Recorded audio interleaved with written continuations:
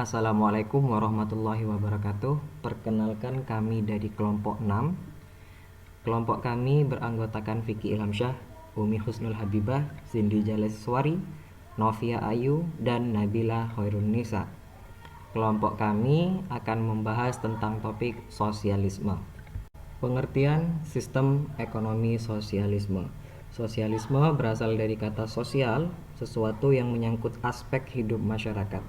Sosialisme adalah sebuah doktrin politik yang menekankan pemilikan kolektif terhadap alat-alat produksi yang memberikan suatu peran yang besar pada negara dalam menjalankan perekonomian dengan kepemilikan masyarakat luas atau nationalization atas sebuah industri. Sistem ekonomi sosialisme adalah sistem ekonomi yang berangkat dari sosialisme tersebut, di mana ekonomi diatur penuh oleh negara atau pemerintah.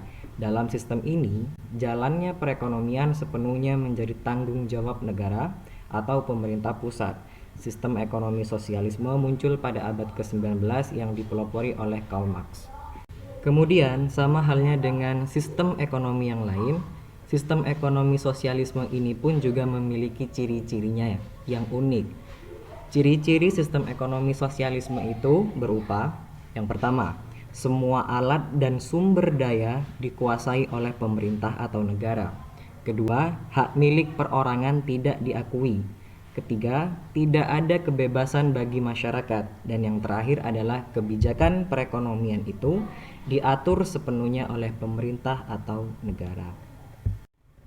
Tentunya, dalam sistem ekonomi sosialisme ini terdapat kebaikan yang mengungguli dari sistem-sistem ekonomi lainnya. Yang pertama, tersedianya kebutuhan pokok.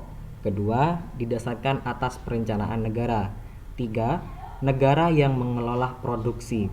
Empat, pemerintah lebih mudah mengendalikan inflasi, pengangguran, dan masalah ekonomi lainnya.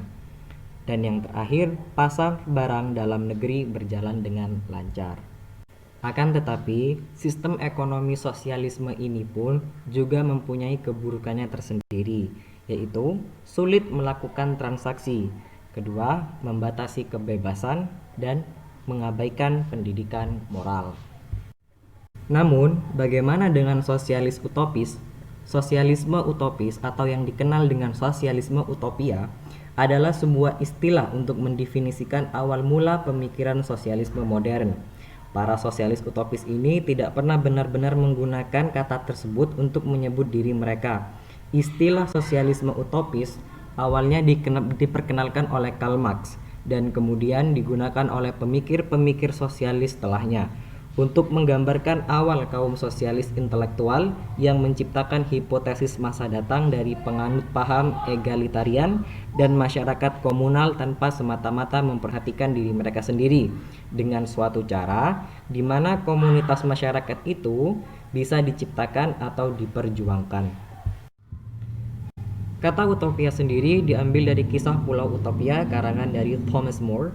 Karena sosialisme utopis ini lebih merupakan sebuah kategori yang luas dibandingkan hanya sebuah gerakan politik yang spesifik, maka sebetulnya sulit untuk mendefinisikan secara tepat istilah ini. Merujuk kepada beberapa definisi sosialisme utopis, sebaiknya melihat para penulis yang menerbitkan tulisan-tulisan mereka pada masa antara Revolusi Perancis dan pertengahan 1930-an. Baik, untuk topik selanjutnya akan dibahas oleh Umi Husnul. Saya Umi Kusul Habibah NIM 169. Saya akan menjelaskan slide 8 yaitu tentang sosialisme komunitas bersama. Salah satu tokohnya adalah Charles Fourier, adalah pengikut ajaran Saint-Simon yang dalam banyak hal juga banyak kesamaannya dengan Owen. Bedanya kalau Owen mendirikan komunitas berdasarkan asas koperasi dalam sebuah paralelogram. Fourier mendirikan apa yang disebut phalanges atau phalanx, yaitu merupakan suatu unit komunitas terdiri dari sejumlah orang, sedikit 810 orang, 1000 orang, atau 1620 orang, atau dalam sumber-sumber lain, yaitu dari Tom Gunadi tahun 1981, berjumlah sekitar 2000 orang yang hidup dalam suatu apartemen hotel atau phalansteri tempat tinggal bersama. Di dalam sebuah phalansteri juga ada toko-toko untuk melayani kebutuhan tiap orang. Selanjutnya itu tentang kecaman Marx terhadap sistem kapitalis. Marx menggunakan berbagai argumen untuk membuktikan bahwa sistem liberal atau kapitalis itu buruk. Argumen-argumen yang disusun Marx dapat dilihat dari berbagai segi moral, sosiologi maupun ekonomi. Segi moral, Marx melihat bahwa sistem kapitalis mewarisi ketidakadilan dari dalam. Ketidakadilan ini akhirnya akan membawa masyarakat kapitalis ke arah kondisi ekonomi dan sosial yang tidak bisa dipertahankan. Walaupun ada pengakuan bahwa sistem yang didasarkan pada mekanisme pasar ini akan lebih efisien, akan tetapi sistem ini tetap dikecam sebagai sistem liberal tidak peduli tentang masalah kepincangan dan kesenjangan sosial. Segi sosial, Marx melihat adanya sumber konflik antar kelas. Dalam sistem liberal kapitalis yang diamati Marx ada sekelompok orang, yaitu pemilik modal, yang menguasai kapital.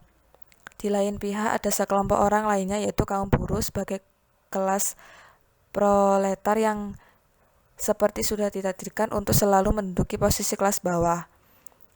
Segi ekonomi, Marx melihat bahwa akumulasi kapital di tangan kaum kapitalis memungkinkan tercapainya pertumbuhan ekonomi yang sangat tinggi. Akan tetapi, pembangunan dalam sistem kapitalis sangat bisa terhadap pemilik modal. Untuk bisa membangun secara nyata bagi seluruh lapisan masyarakat, perlu dilakukan perombakan struktural melalui revolusi sosial. Langkah berikutnya adalah penataan kembali hubungan produksi, khususnya dalam sistem kepemilikan tanah, alat-alat produksi, dan modal. Menurut Marx, hanya atas dasar hubungan yang lebih manusiawi ini pembangunan dapat berjalan lancar, tanpa hambatan dan dapat diterima oleh seluruh lapisan rakyat. Nama saya Cindy Jaleswari, NIM 175.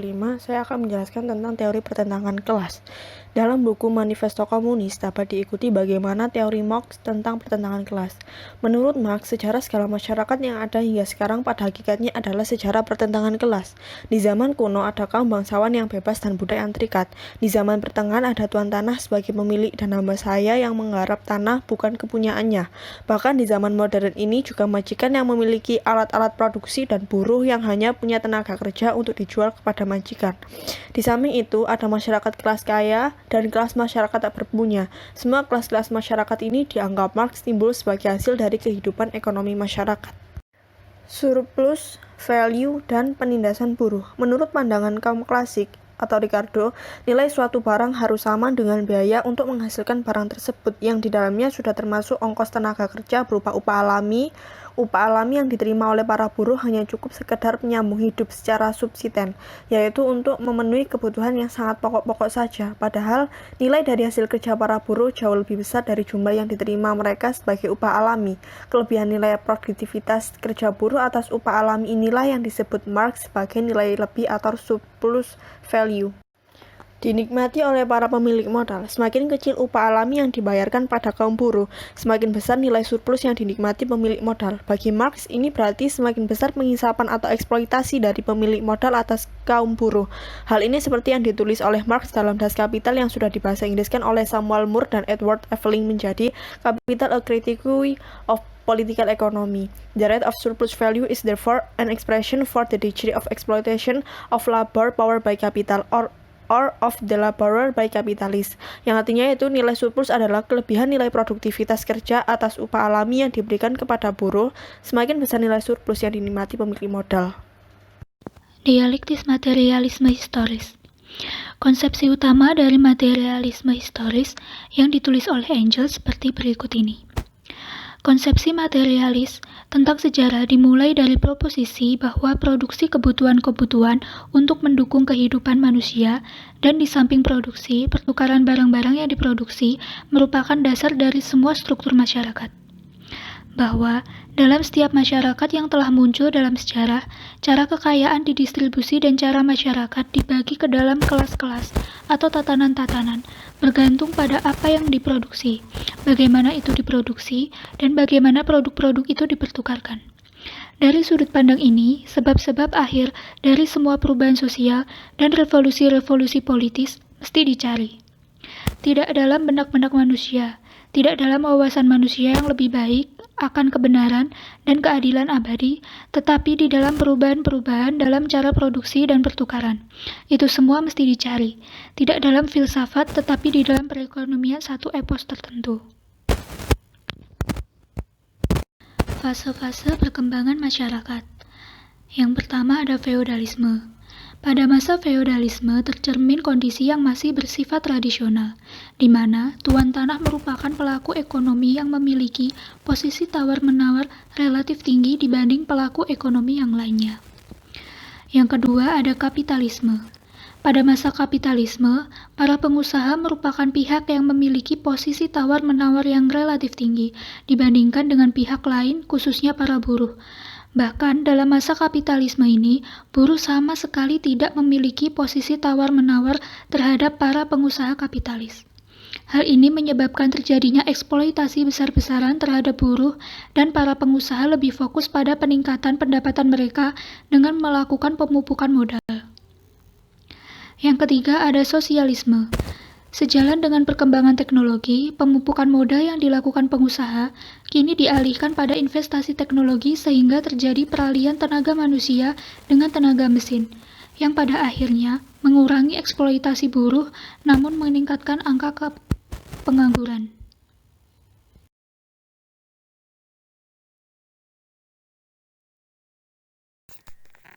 Perbedaan sosialisme dan komunisme.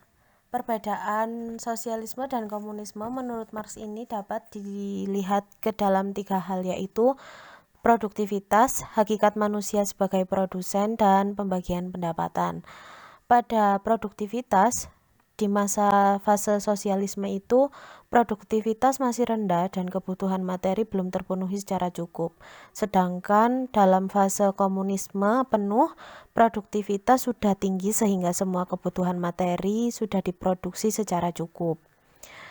Dan pada hakikat manusia sebagai produsen, dalam fase sosialisme manusia belum cukup menyesuaikan diri, sehingga menjadikan kerja sebagai hakikat, dan masih mementingkan insentif materi untuk bekerja. Sedangkan pada tahap komunisme penuh, kerja sudah menjadi hakikat, manusia bekerja dengan penuh kegembiraan, sukacita. Semua pekerjaan dilakukan secara sukarela dengan efisien tanpa terlalu mengharapkan insentif langsung seperti upah yang hanya merupakan produk sampingan dari kerja. Dan pada pembagian pendapatan, pada fase sosialisme berlaku prinsip from each according to his ability to each according to his labor. Sedangkan pada fase komunisme berlaku prinsip from each according to his ability to each according to his needs. Yang artinya pada masa sosialisme itu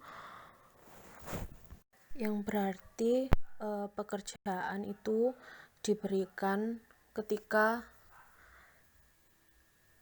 suatu pekerjaan dapat dikerjakan secara maksimal ketika insentifnya juga tinggi. Sedangkan arti dari from each according to his ability to each according to his needs itu beri sesuai kemampuan, terima sesuai kebutuhan, yang berarti adanya kebebasan akses dan distribusi barang, modal, dan jasa dapat membuat masyarakat menjadi produktif dan kebutuhan semua orang tercukupi. Jadi kesimpulannya, masalah-masalah seperti kelangkaan atau scarcity dan insentif pribadi dengan sendirinya akan hilang jika masyarakat sudah sampai pada tahap komunisme penuh. Bahkan uang tidak perlu lagi digunakan, dan dalam tahap komunisme penuh ini tidak ada lagi soal kelangkaan. Juga tidak ada lagi kelas-kelas masyarakat, pengisapan dari suatu kelompok masyarakat terhadap kelompok masyarakat lainnya. Bahkan negara dengan sendirinya juga hilang.